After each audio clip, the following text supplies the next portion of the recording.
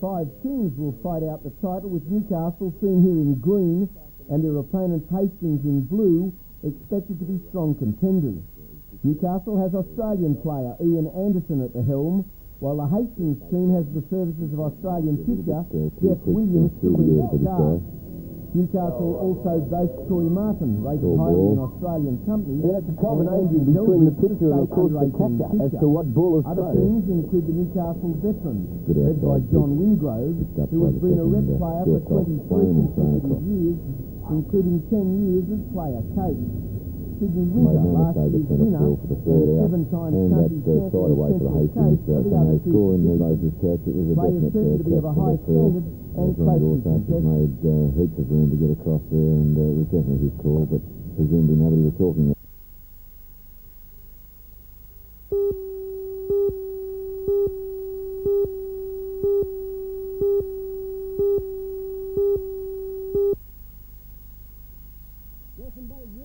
A crowd of some 8,000 people watched last year's decider when Nelson Bay fell victim to the strong Carter combination. This year, Nelson Bay in blue and gold returned to attempt to win their first ever A-grade title, the Jim Houston Cup, and with strong local support, they predict a crowd of in excess of last week's 9,000. Their opponent will be the team from the opposite end of the district, that of minor premiers South Lake. Nelson Bay made it into this year's decider the hard way, via the elimination semi-final. Coached by a member of one of the area's footballing families, Rob McKiernan, the boys from the Bay are confident despite making it through the tough way. The earlier games start at 11:40 with the John Manning Cup Grand Final between Lindale and South Lake, and the John Dunn clash with Morisset and Swansea.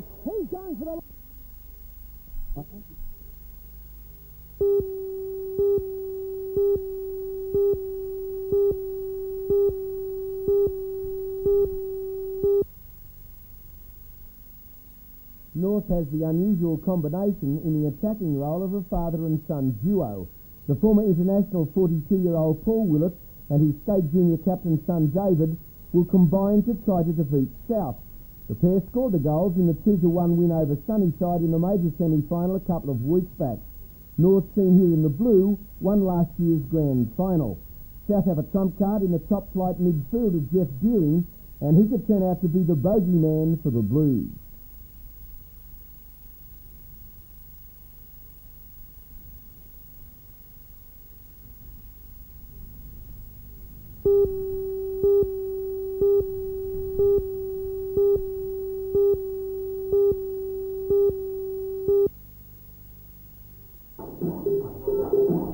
Breakdancing is caught on strongly in Newcastle, and many kids gather in the city hall to display their dancing talent. Director of the Nova Cash Fame School, Mr. Ted Bennett, the author of the tuition book, admits, however, there have been injuries associated with breakdancing. His books, he says, are a guide, but the advanced form of dancing displayed in the latest book should be done only with a qualified instructor. This is why we put the warning in the book, because like all physical activities, for example, any type of sports, gymnastics, acrobatics, anything like that requires a fair amount of physical preparation before a person is ready for it. And breakdancing is that type of an activity, particularly the more acrobatic forms of breakdancing. And unless a child is able to have the physical strength or develop the physical capacity to do it, then he won't do it properly, and there is the inherent danger of injuring himself.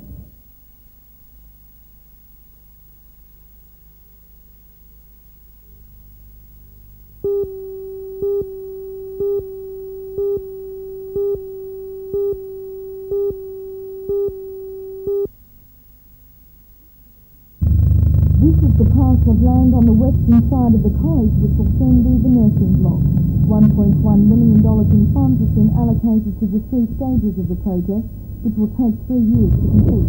The preliminary plans for Stage 1 details one of the features of the complex, the computerised room, which is to be used to help the student nurses come to grips with modern technology, as well as to provide a unique way of learning the theory involved in the nursing profession. Dr. John Day, spokesman for the nursing school, says another step forward has been the government approval for nursing students to receive keys. What will the allocation of keys to nursing students mean? Well, it means, in essence, they're the same as any other college student, and they have the same right to tea as any other student within the college. Now, there was a talk from the Nurses Association that if this tea didn't come through, that they wouldn't support the protest. I had heard that various announcements. I'm very pleased that that won't come to fruition at this particular point. However, one must remember that individuals in the college, a very small percentage of them get full tea. Most students would average between $20 and $30 a week.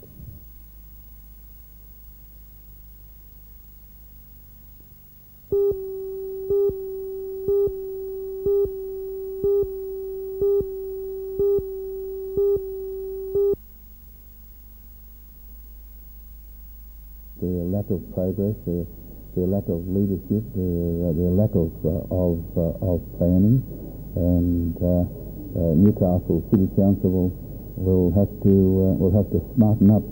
I'm afraid, and that's my personal opinion at this stage. It's not an opinion of the government, and I'm just waiting to see what transpires in the immediate future.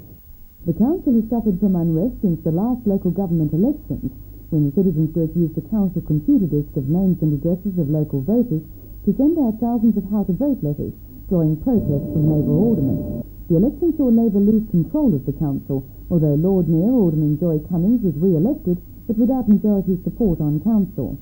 After her illness, accusations flew in the council that the town clerk didn't adequately inform Alderman Cummings of her rights, and the tense situation contributed to her ill health. And now political manoeuvring has taken over, with council factions vying for the position of Lord Mayor to be decided in November. It seems, however, Mr. Stewart at least has had enough, and Deputy Mayor Alderman Geddes concedes there have been problems. I know that the public are concerned about the council in some ways in relation to some of the debate within the council, but the work behind the scenes in the council is going quite well, and committees are being formed and action is being taken, and the council is showing a skill in being able to administer itself. That skill's always been there, it's just been clouded by some of the personal issues that have developed. ALP candidate for the mayoral race, Alderman John Manning, also agrees with Mr. Stewart's comments, but says leadership is the answer. What is required there is the leadership to get it on course so that the affairs of the city are conducted in a proper manner, and the problems facing the city are overcome, and those matters that council can resolve. Council should address themselves to those matters rather than the bickering that seems to go on. The Citizens Group's Alderman John Tate says the Minister's comments are justified, and the continuing disunity and bickering in the council is not solving the problems. It worries me very much from the point of view that the council is open to that sort of attack. We can't blame the Minister. We need to blame ourselves.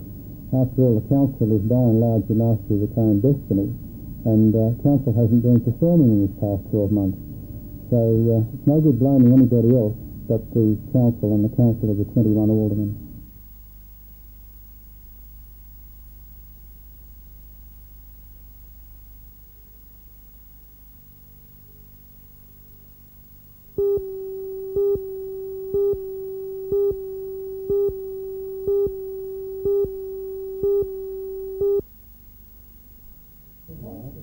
Lack of oxygen has been ruled out as a possible cause of the number of fish dying, and although detergent was added to the treated sewage when piped into Cockpat Creek recently, the Water Board says it is biodegradable. A Water Board team took samples above and below the sewage outlet yesterday, but found there was plenty of oxygen in the water. Chief Chemist Mr. Trevor Jenkins says that although oxygen levels have been ruled out, they will continue tests for other pollutants. Mr. Jenkins says, however, they are worried of the possibility of people picking up the dead fish before it's known what killed them. In the past, the reasons for fish death have turned out to be lack of oxygen in the water, and most of it's been due to algae blooms which subsequent die-off and decay of that algae has competed with the oxygen in the creek, and so the fish have not had enough oxygen to live. And of course, under those conditions, there is, whatever the fish are fresh, there wouldn't be any health problem with them. So there's no toxic component or metals inside the fish that could cause any problem to people.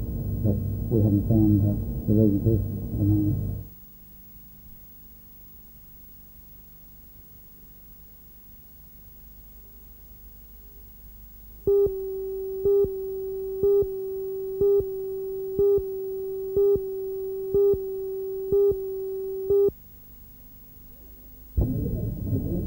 Diwali, which started on Sunday, is all about people from different countries getting together to share their cultures and to become an international family. Well, what could be a better way of showing that than a play which brings together people from 9 different cultures as an extended family? Well, that's the theme of Tales from a Strange Land, which has just opened at the Roxy Theatre in front of a very enthusiastic multicultural audience. Well, among the members of that audience was Mr. Ibrahim Atala, who is chairman of the Newcastle and Hunter Region Ethnic Communities Council. I asked Mr. Atala what he hopes the show will achieve. To explain and show to the Australian community the structure of our society and the problems we are facing and how it can be solved. Do you think it will bring different ethnic communities together? It is going to bring ethnic communities together, different communities together at the same time, make the Australian community as a whole understand the problems we are facing and the solutions we can achieve. And how did you enjoy the show yourself? Very much. It's a great success, and I hope the show will be shown in the schools in the Hunter region to some grades where we can show the children in the school the problems we are facing, the structure of our society, and more understanding of multiculturalism. Thank you. Thank you very much.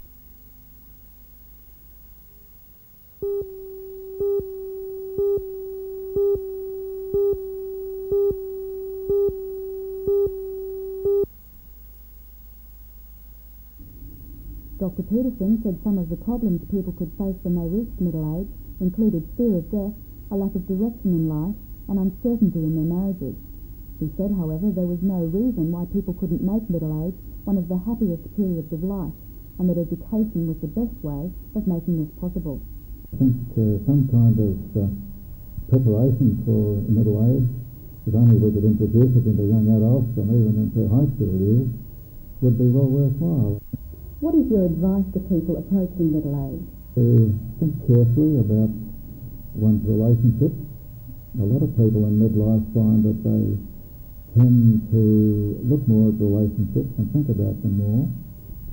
I think being aware of the issues that tend to crop up in the middle years. One, for example, is the realisation that half your life is gone, and what have I been doing with my life so far, and what am I going to do in the future?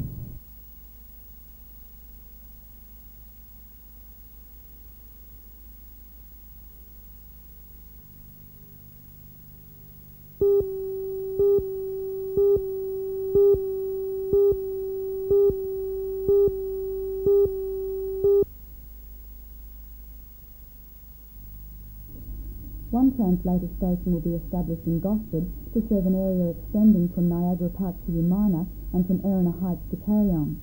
The other will be established at Warrabulong to serve Wyongshire, from Lakes Beach to Avoca Beach, and from Orinda and Erina to the coast.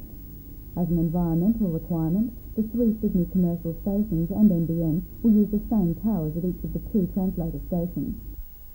Once they're operating, the translator stations will solve the problems with reception the Central Coast region has up until now experienced. In addition, it will mean a more extensive television service for the region.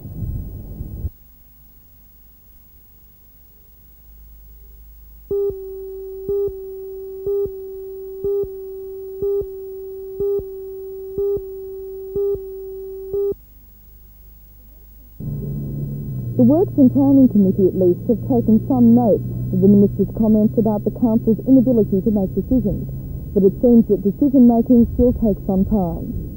The massive cluster housing development at Bellamore Vale has already been through 2 Works and Planning Committee meetings and inspected, as well as a full Council meeting, and it still took an hour for the members of the committee to reach their decision.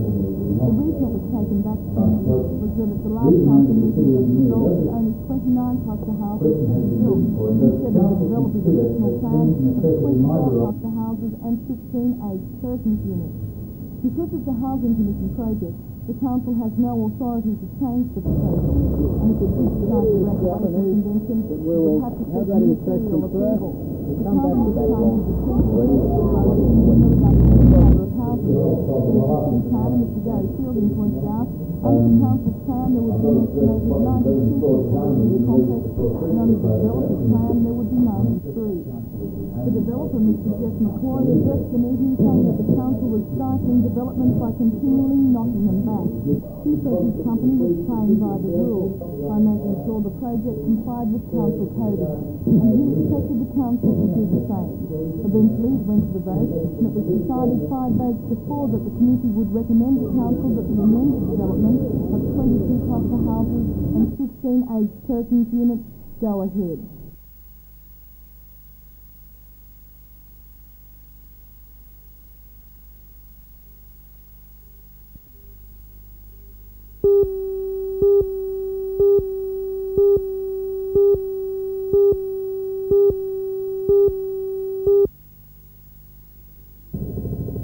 The unit will go into service as Newcastle's rescue helicopter was previously used for police and medical work at Alice Springs. The announcement ends with his decision, and according to Mr. Terry Mulville of the Rescue Service, an Australia-wide search to find a replacement. Britain's largest helicopter operator, Helicopter Charter, however, says they were not contacted by Mr. Mulville during his search. And Mr. John Banana says that Emergency Council Alderman John Case that he had to spend considerable time inquiring about the requirements of the rescue helicopter. Mr. Banana said in a letter to Mr. Mulville that his company could fulfil the order. He was then told by Mr. Mulville that the requirements had been tabled by the Works and Planning Committee to be considered at its next meeting. The council considered that any necessity might arise.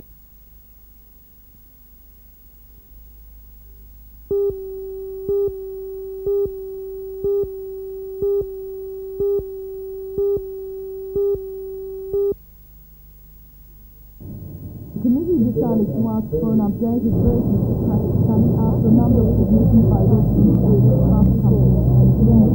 The joint committee meeting was called at the request of the Joint Transport Committee, which believed that the council was not seriously considering any other option with the extension of Watt Street.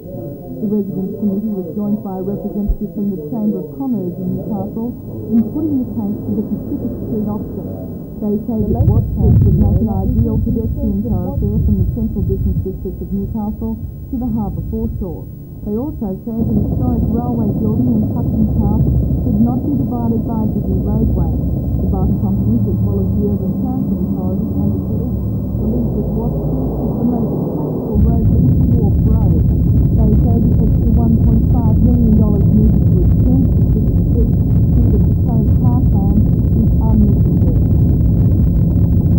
Later in the Works and Planning Committee meeting, the committee okayed in principle an inquiry to develop the Dark Cycler site in Wharf Road as a motel, restaurant, office and supernova museum. The involvement was moved to avoid the unsuccessful attempt to develop the site in park. The detailed inquiry spelled out to the last square metre how the area would be used. The proposal must abide by the council's strict car parking code.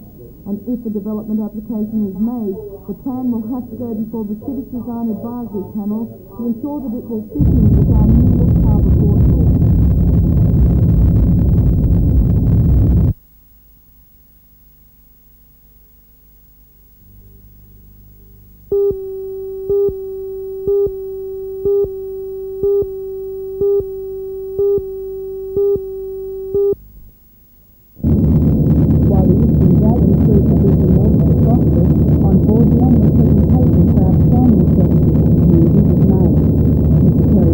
Regional Manager for the Central Coast Division of the National Bank, presented the shield to the two entertainers. Dawn Lake and Bobby Lynn joined the ranks of Peter Ustinov and Spike Milligan, the stewards of the received the award in the 5-year conviction settlement. Bobby Lynn summed up the pride and surprise they felt at receiving the award. Everyone's come as a tremendous surprise. We came here with Ed Manners expecting to meet the principals of the grammar school, and it is a little different.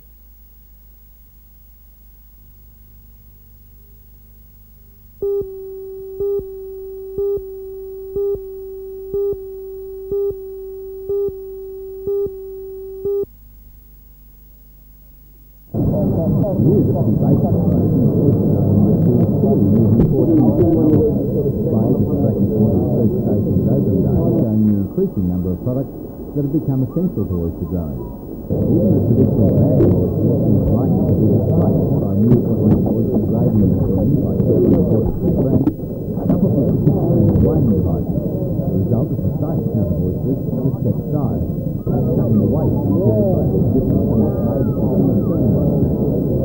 Other developments are in the pipeline, such as oysters which grow more rapidly. This is the research station is going It's been indicated to us that the project Isagawa, a specific allocation will be made to commence work during the current financial year. We expect to go to tender before Christmas, and we'd be looking at a three-stage project costing in the vicinity of $1 million. There's also been a suggestion that you may be able to include a tourist facility here at the research station. I've always been very much in favour of getting greater public access to government research stations and institutions. We have made representation under the Commonwealth Employment Program for an allocation of money that we understand this is being very favourably received, and I think you'll see in a relatively short time a major tourist complex, including a theaterette, being built here at the research station.